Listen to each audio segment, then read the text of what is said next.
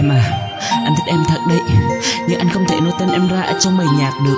Vì anh biết bây giờ mình sẽ là người dân thôi. Anh không có quyền đúng không?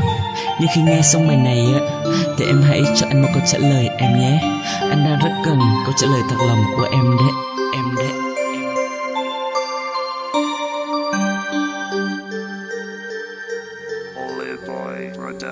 Thật sự anh không đủ dũng cảm nói ra ba từ anh thích em. Anh chỉ có thể đưa vào bài nhạc, mong em tìm thấy click xem. Ở trong bài nhạc anh giấu tên em vì hai ta vẫn chưa là gì. Đọc tên em ra là em không thích, inbox qua chửi anh chê. Cái miệng của anh không đủ trình độ để thốt ra những lời hoa mỹ. Inbox qua em bằng những icon vậy thôi chứ anh chẳng biết nói gì. Chắc khi nghe bài này trong đầu em nghĩ là ồ thật ra ông này vô duyên rồi. Cũng kệ mặt em nói gì, bởi vì anh đã thích em từ lúc xưa. Rất nhiều kiểu để người ta tỏ tình, ví dụ như là tặng hoa hồng. Còn anh thì khác, gửi vào lời nhạc không biết là em có thích không. Mấy ngày hôm nay anh online hồi và cứ ngồi đợi sẽ em mãi. Tên em sáng lên mở cửa inbox nhưng chẳng biết nói cái gì đây.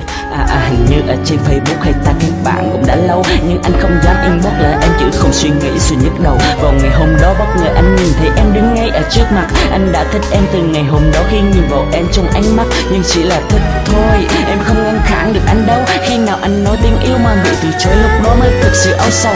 Em có biết không, thực sự sống anh á, có một cảm giác lạ. Viết lên bài này bỗng dưng tim anh nó đập loạn xạ. Em là người con gái lần đầu anh đưa vào nhạc đấy, nhưng bài trước đây chỉ là vu vơ để thỏa mãn niềm mê say. Anh không tài giỏi, anh không câu thưởng, anh không đẹp trai, anh không giàu sang, nhưng ở trong anh có một trái tim chân thành biết bao nhiêu người đến thèm khát. Chỉ là thích thôi, em không ngăn cản được anh đâu. Khi nào anh nói tiếng yêu mà bị từ chối, lúc đó mới thực sự âu sầu. Em có biết không, thực sự sống anh á, có một cảm giác lạ. Viết lên bài này bỗng dưng tim anh nó đập loạn xạ. Em là người con gái lần đầu anh đưa vào nhạc đấy, nhưng bài trước đây chỉ là vu vơ để thỏa mãn niềm mê say. Anh không tài giỏi, anh không câu thưởng, anh không đẹp trai, anh không giàu sang, nhưng ở trong anh có một trái tim chân thành biết bao nhiêu người đã thèm khát.